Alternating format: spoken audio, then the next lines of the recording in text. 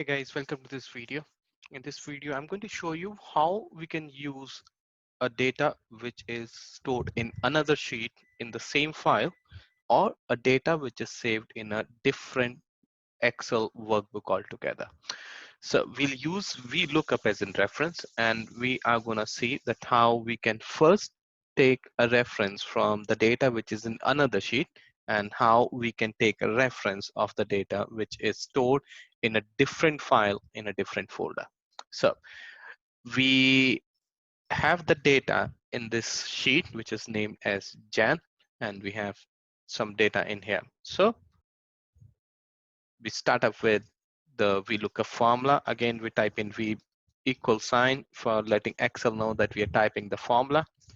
Then the usual VLOOKUP syntax where we say the value we are looking for.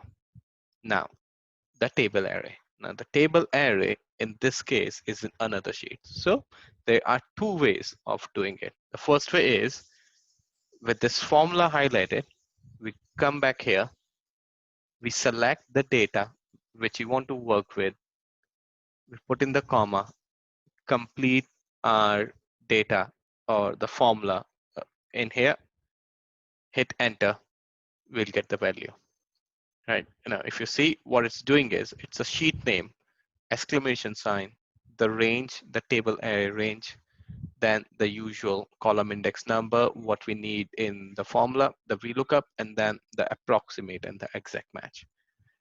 Another way is if you're proficient enough and you're confident enough in typing, I'll just remove this and I'll just type. So how do we do? We see the sheet name, we type in the exclamation sign, and then we have to remember what exact table array we are working with. So this is the table array. Again, close it.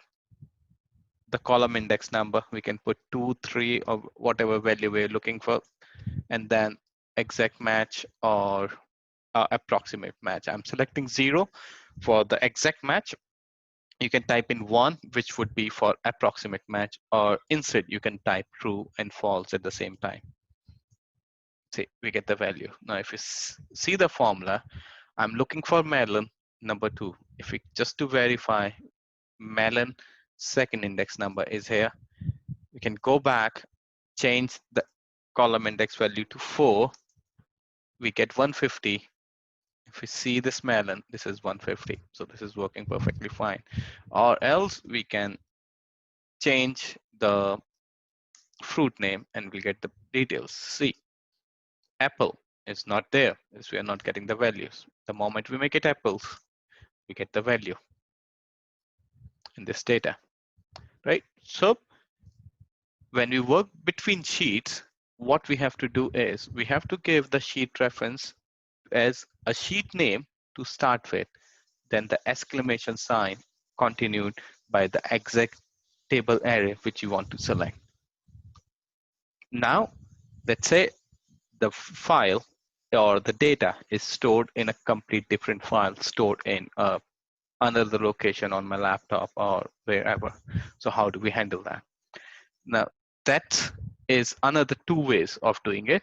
The one way is the same way where we go in, we open the file, we go into the file, select the data, come back and complete it.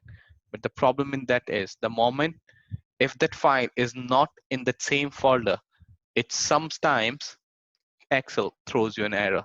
So better way of doing it is what I would do. I again type in the VLOOKUP, the value which I'm looking for.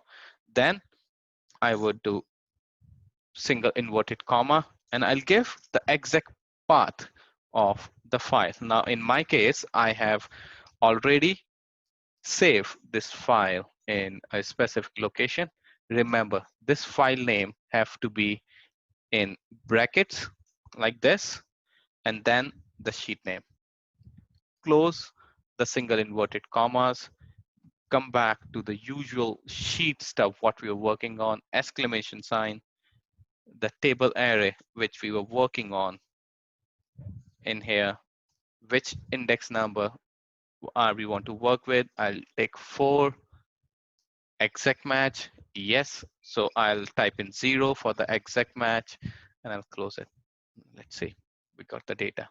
Now I have the same data being stored. So even if we will change this formula, if you see, it's changing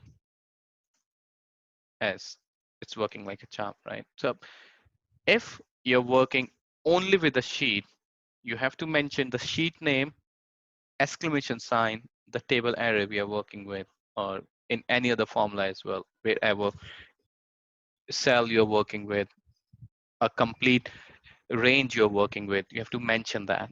In case of a data in a complete different file, we have to give the complete exact path of the file, put the file name in brackets and followed by the sheet, and would be better if you complete this complete path including the sheet name in single inverted commas. It gives you a much better result.